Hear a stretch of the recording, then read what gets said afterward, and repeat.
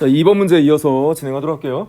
자, 2번 문제 구보가 교회에 나가는 것을 즐기지 않는다고 한 까닭을 지금 이야기해 보자는 거죠. 그래서 구보 자체의 어떤 성향이 어떻다고 했어요? 굉장히 내성적이고 소심하고, 자, 그러다 보니까 외향적이지 않고 주변인들과 교류하는 어떤 부분을 소설 속에서도 우리가 많이 보지 못했죠. 자, 그래서 그런 부분들을 우리가 고려했을 때 고독에 관한 구보의 태도와 관련해서 생각해보자라고 했어요. 자, 그랬을 때 교회의 구보가 요새 두려워하는 고독이 준비되어 있다. 그래서 구보가 보기에는 현재의 어떤 세태가 1930년대 일제강점기의 세태가 양심적 지식인을 수용할 수 없는, 용납할 수 없는, 자, 그런 어떤 시대이기 때문에 생산적인 경제활동에 임하지도 못하고, 자, 그리고 일제 영합하거나 친일 세력이 아닌 이상 무기력하게 지낼 수밖에 없기 때문에, 자, 그런 어떤 자신의 현재의 고독이 굉장히 우울한 상황이죠. 자, 준비되어 있다라는 것은 현재의 시대 상황과 결부지어서 여러분이 생각하시면 돼요. 고독이 준비되어 있다. 자, 한때 구보는 고독을 사랑한다고 생각했지만 실상 그것은 한없이 무서운 고독에 굴복한다. 자, 무서운 고독에 굴복했다는 것은 그런 어떤 절대적 고독을 견뎌내지 못하고 집 밖에 나섰다는 것을 의미해요. 그래서 고독을 이겨내기 위해서 집 밖에 나서서 서울 경성거리를 배회하고 전차에 올라타고 백화점에 들어갔다가 다시 친구를 만나고 집으로 복귀하는데, 자, 그런 어떤 일련의 과정이, 자, 오히려 군중 속의 고독에 빠지면서 그런 어떤 고독에 더욱 깊이 침잠하게 되었다라고 우리 교과서에서 지금 구보의 행동을 보면 이 지문의 내용, 답안의 내용을 우리가 이해할 수 있는 거예요. 자, 굴복한다라고 되어 있죠. 자, 그래서 고독을 사랑한다고 스스로 속여온 것이다. 자, 고독을 사랑한다고 스스로를 속여온 것에 불과하다라는 지필진의 견해가 담겨 있어요. 자, 그래서 구보는 실제로는 고독이 두려워서 교회를 즐기지 않는다. 자, 외면적으로는 고독을 사랑한다고 했지만 실질적으로는 고독을 두려워하고 싫어한다라는 어떤 구본의 어떤 모순된 태도에 대한 지적이 이 답안에 담겨 있어요. 그래서 그런 정도로 여러분이 정리를 하면 될 것 같아요. 자, 그래서 이 부분은 주관적인 어떤 지필진의 견해이기 때문에 여러분의 생각은 또 다를 수가 있는 거죠.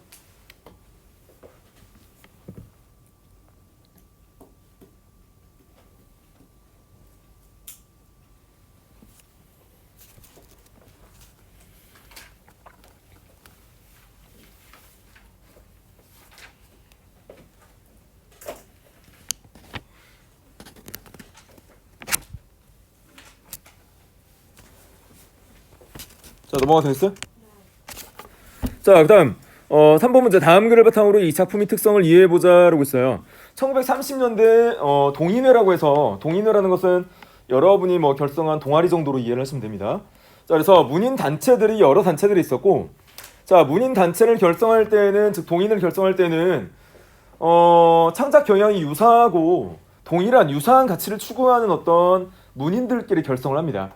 자, 그랬을 때 1930년대의 그런 어떤 모더니즘 학파, 자, 현대 도시문명에 대한 근본적 부정과 비판, 자, 그리고 당대 세태에 대한 자신들이 어떤 강한 신념, 자, 이런 어떤 양심을 지키고자 하는 신념들, 자, 이런 부분과 뜻을 같이 하는 어떤 문인들이 모임을 결성했다는 거죠. 그래서 그 모임이 어떤 모임인지가 우리 보기에 제시가 돼 있어요. 그래서 모임의 성격을 보면, 자, 박태원은 이태준, 김기림, 정지용이 주도한 구인회 이상과 함께 가입하였다. 자, 박태원은 이태준, 김기림, 정지용 등이 주도한 구인회. 자, 이게 문인단체의 이름이에요. 자, 구인회 이상. 여러분 이상 알죠? 이상. 자, 시인이자 소설가인데 초현실주의 계파, 즉 모더니즘의 하위 학파인데 현실과 동떨어진 어떤 시를 많이 창작하면서 여러분이 해독하기가 굉장히 난해한 시들을 많이 창작을 하죠. 대표적인 시가 뭐예요? 이상이 날개. 중학교 교과서에서도 일부 실려 있었는데, 그래서 이상이 날개로 대표되는 이상 시인과 함께 가입하면서 본격적 작품 활동을 시작한다. 자, 1934년 소설가 구보씨를 발표하면서 당대 모더니즘 소설을 대표하는 작가로 떠오른다. 자, 이 부분 중요했었죠? 자, 모더니즘 소설을 대표하는 작가. 그래서 모더니즘 계열의 소설은 현대 도시문명에 대한 강한 비판을 기반으로 한다고 했습니다.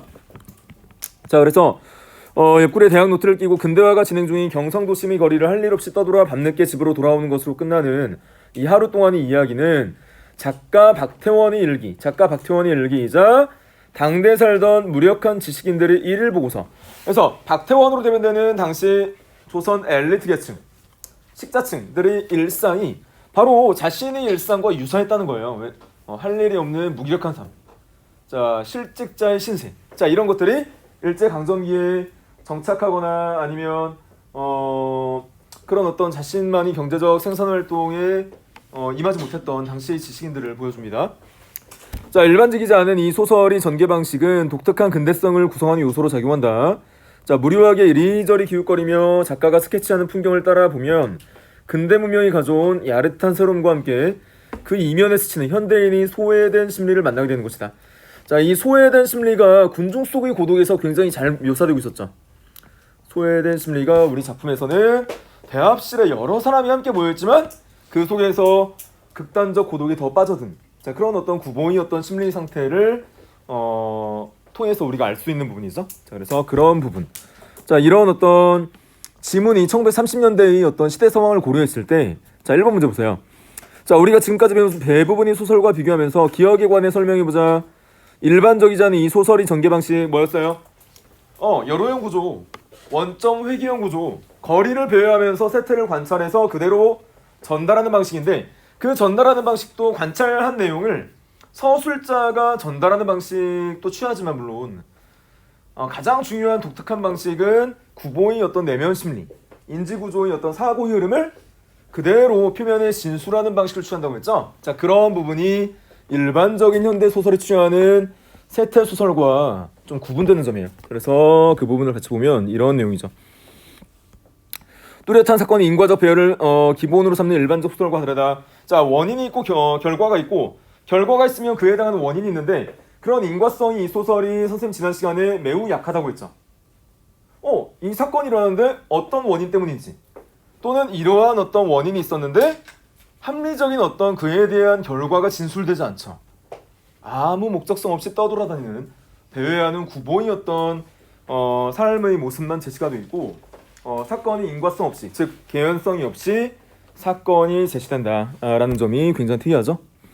자, 이 소설은 도시를 산책하듯 배회하는 주인공이 흘러간 시간 속에서 관찰하고 생각한 것, 사파 나열하듯 그런 몽타주 기법을 통해서 제시했다는 거예요. 그래서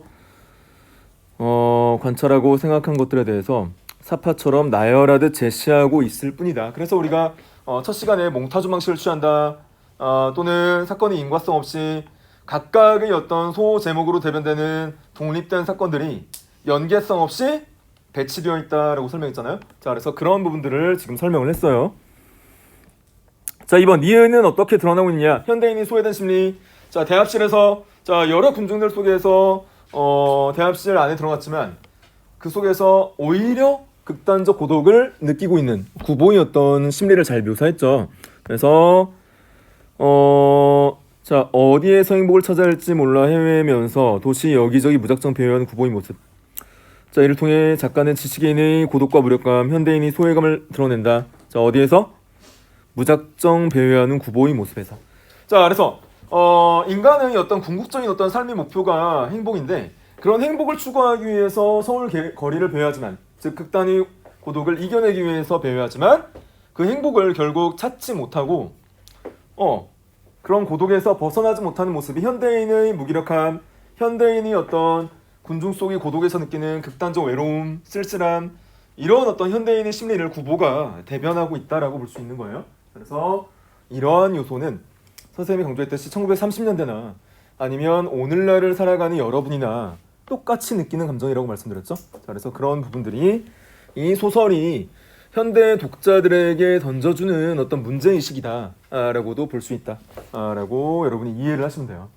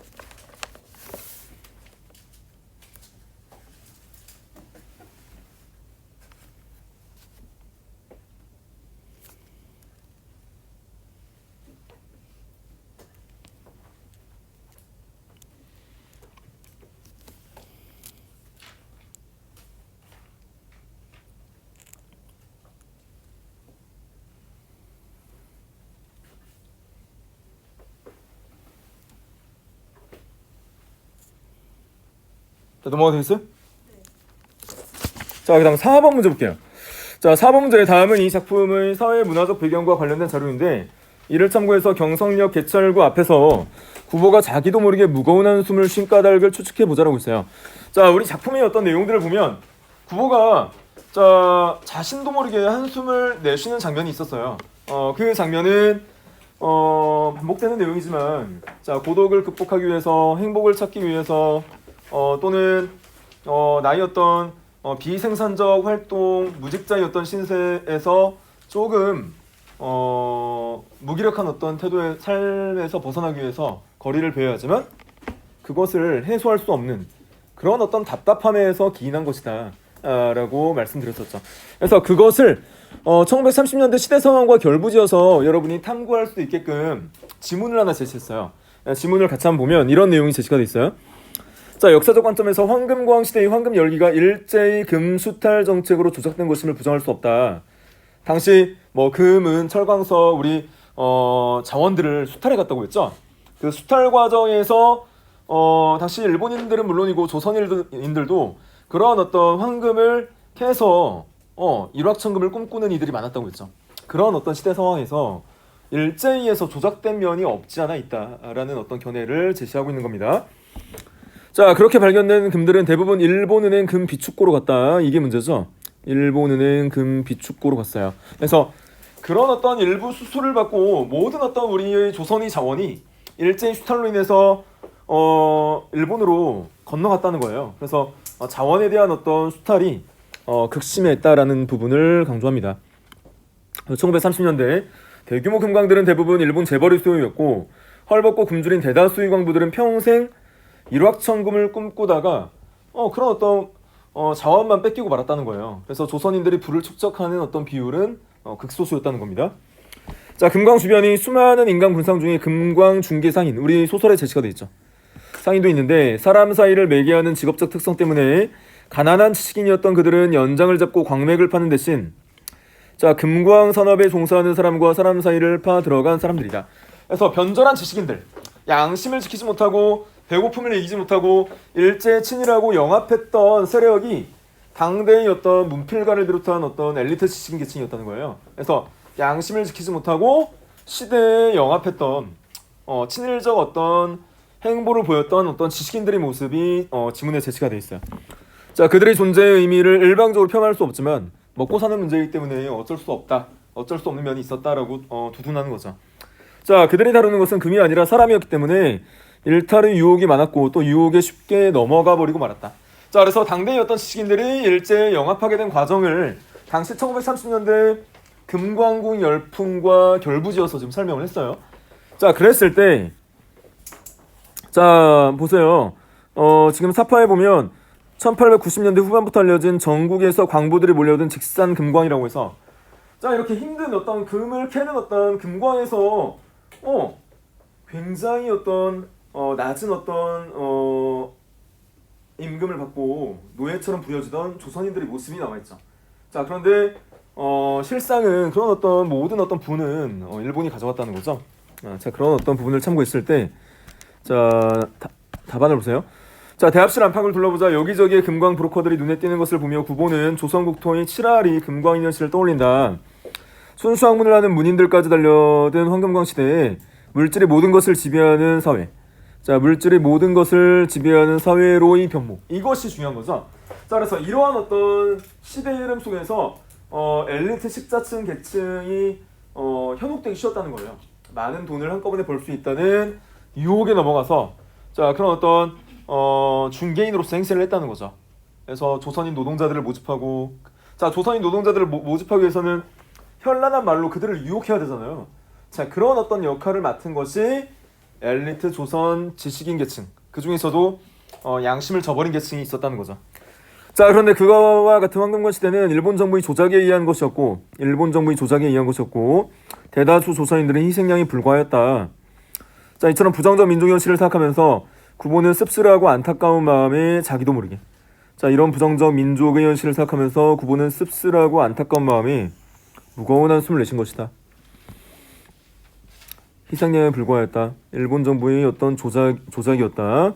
자, 무거운 한숨은 부정적 민족 현실에 기인하였다. 이 부정적 민족 현실은 결국 먹고 살기 힘든 현실 속에서 얼마나 그 고단하고 힘겨운 삶을 우리 조선 민중들이 살아갔으면 이런 일본 정부의 조작과 자 변절한 어떤 지식인들이 같이 만들어낸 그런 황금광 열풍에 희생되었느냐.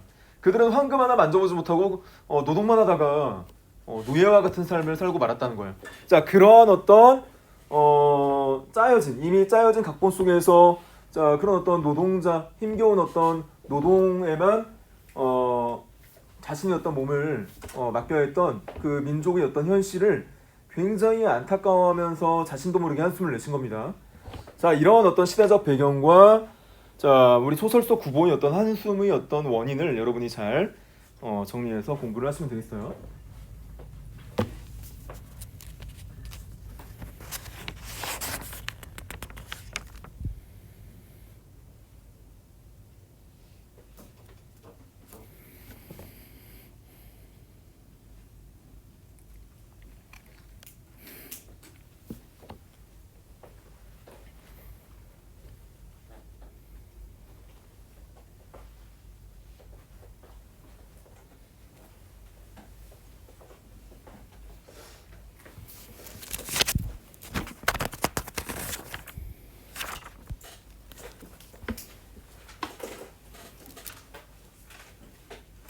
다 쓸 필요 없이 핵심적인 내용만 여러분 요약해서 정리하시면 돼요.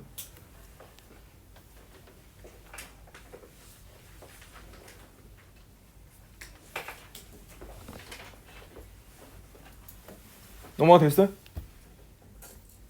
자, 그 다음 5번 문제 볼게요. 자, 5번 소설가 구보 시릴과 비슷한 시기에 쓰인 이상 소설의 날개의 일부인데 작품의 소재와 배경, 세계에 대한 인물의 태도 등에서 두 작품 사이 유사성. 자, 이상과 박태원은 둘 다 뭐였어요? 문필가였죠. 언제? 1930년대 일제강점기 문필가인데 둘 다 변절하지 않습니다. 일제 영합하거나 친일적인 어떤 행보를 보이거나 아니면 뭐 그런 어떤 물질적 유혹에 넘어가서 자신이 어떤 양심을 팔아버리거나 하지 않아요. 자 그러면 둘 다 같은 처지에 놓여 있었고 자 둘 다 문필가로서의 어떤 생산적이고 경제적인 어떤 활동을 통해서 부를 축적할 수 없는 형편이었어요. 자 그래서 그때의 지식인들은 아무것도 할 게 없이 무력한 삶을 살았는데 그런 어떤 무력한 삶이 이상의 날개라는 소설에도 반영이 되어 있다는 거예요. 그래서 이상의 날개와 자 그런 어떤 박태원의 소설가 구보시 1일에 모두 그런 어떤 지식인들이 무력한 삶이 나오는데 중요한 것은 이상의 날개도 그런 어떤 지식인의 의식의 흐름, 인지구조의 어떤 흐름이 그대로 지면상에 노출되는 의식의 흐름 기법이 쓰였다는 거예요. 어쩔 수 없어요. 자 그런 어떤 자신의 또는 무력한 어떤 지식인이 어떤 삶의 모습을 보여주기 위해서는 의식의 흐름 기법만큼 좋은 어떤 소설 진술 방법이 없었다는 것을 보여줍니다. 그래서 같이 한번 볼 건데 중요해요. 이상의 날개가 우리 문학 교과서에 실려 있지 않지만 박태원의 소설가 구보시를 보다 더 중요한 소설이 이상의 날개입니다. 그래서 같이 한번 보도록 할게요. 자, 더 극단적이고 더 무료한 어떤 모습을 보여줘요. 자, 여러분 자동차에 7일 하면서 자동차에 7일 해요. 일반적으로 자동차에 7일 한 일들이 빈번하다는 것은 그냥 뚜렷한 어떤 역시 목적성 없이 거리를 배회할 때 생깁니다. 자, 거리를 목적성 없이 이리저리 배회할 때 자신이 어떤 무감각함, 자 그리고 삶의 어떤 방향성을 상실한 어떤 모습이 자 이런 자동차에 치일 뻔한 어떤 여러 장면들에서 제시가 되어 있어요. 나는 그대로 경성역을 찾아간다. 똑같죠, 구보하고. 자 빈자리와 마주 앉아서 이 쓰데쓴 입맛을 거두기 위해서 무언가 입가심을 하고 싶었다. 커피 좋다. 다 인지구조의 어떤 사고의 흐름이 그대로 표면상에 제시가 되어 있죠. 똑같은 의식의 흐름 기법을 차용합니다. 자 그러나 경성역 홀에 한 걸음 들여놓았을 때 나는 내 주머니에 돈이 한 푼도 없다는 것을 그것을 깜빡 잊었다는 것을 깨달았다. 자 그러니까 돈이 한 푼도 없다는 것은 굉장히 가난한 지식인의 삶을 보여주죠. 자 그래서 또 아득하였다. 나는 어디선가 그저 맥없이 머뭇하면서 어쩔 줄 모를 뿐이었다. 얼빠진 사람처럼 그저 이리저리 갔다 하면서 얼빠진 사람처럼 삶의 목적성이 없기 때문에 이리저리 다니면서 부유하는 삶 떠돌아다니는 어떤 지식인의 삶의 모습이 드러나 있어요. 나는 어디로 드립다 쏟아내는지 하나도 모른다. 목적성이 없죠. 다만 몇 시간 후에 내가 미스코시 옥상에 있는 것을 깨달았을 때는 거의 대낮이었다. 대낮에 이렇게 돌아다닌다는 것은 뚜렷한 직장이 없다는 겁니다. 실직자의 신세를 보여줘요. 나는 거기에 아무데나 주저앉아서 내 자라온 26회를 회고해봤다. 26회를 회고해봤다. 이 26회라는 것은 이상이 사망하기 전까지 그 자신이 살았던 26회를 말합니다. 자, 몽롱한 기억 속에서 이렇다는 아무 제목도 불거워내야 한다. 나는 또 내 자신에게 물어봤다. 너는 인생에 무슨 욕심이 있었냐? 그러나 있다고 없다고도 그런 대답을 하기 싫었다. 자, 그렇다는 것은 시대의 현실에 억눌려서 내가 활동을 못한 거지, 자, 내가 무능력하기 때문이 아니었다라는 것을 이야기하고 싶은 거예요. 자, 나는 거의 나 자신의 존재를 인식하기조차 어려웠다. 자, 이런 어떤 부유하는 삶, 떠돌이 삶을 살기 때문에 삶의 정체성조차 확립하지 못한 모습을 보여줍니다. 자, 그래서 허리를 굽혀서 나는 그저 금붕어나 들여다보고 있었다. 자, 금붕어나 들여다보고 있는 무력한 삶. 지식인이 굉장히 무기력한 삶을 보여줘요. 자, 금붕어는 참 잘들 생겼다. 작은 놈은 작은 놈대로, 큰 놈은 큰 놈대로 다 싱싱하니 보기 좋았다. 내리비치는 5월 햇살에 금붕어들은 그릇 바탕에 그림자를 내려뜨렸다.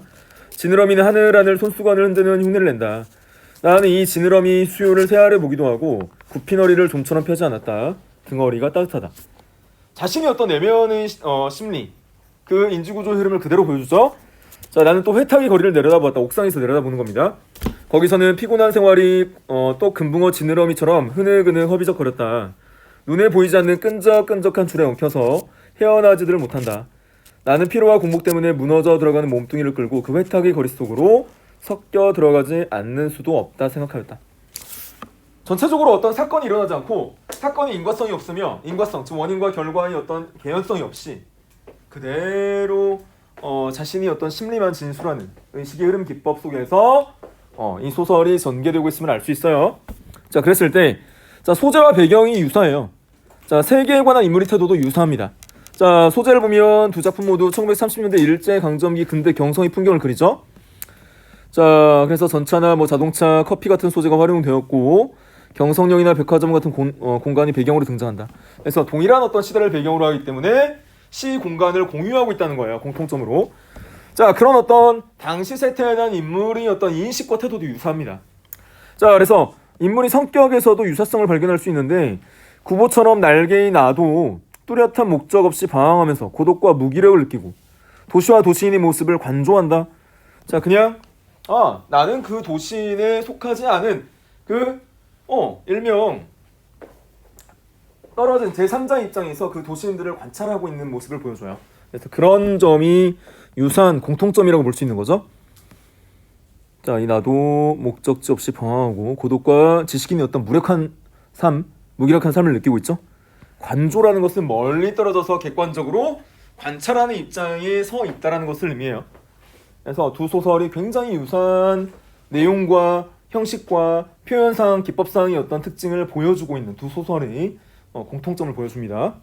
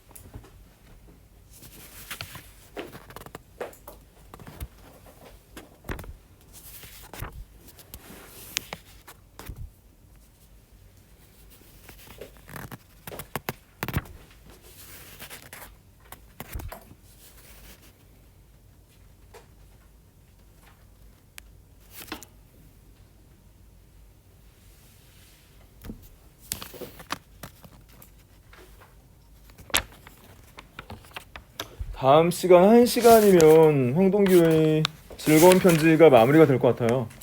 그래서 금요일날 시험 범위까지 마무리되고 그 다음 주에 여러분 공부하다가 질문 받는 식으로 수업을 진행할게요.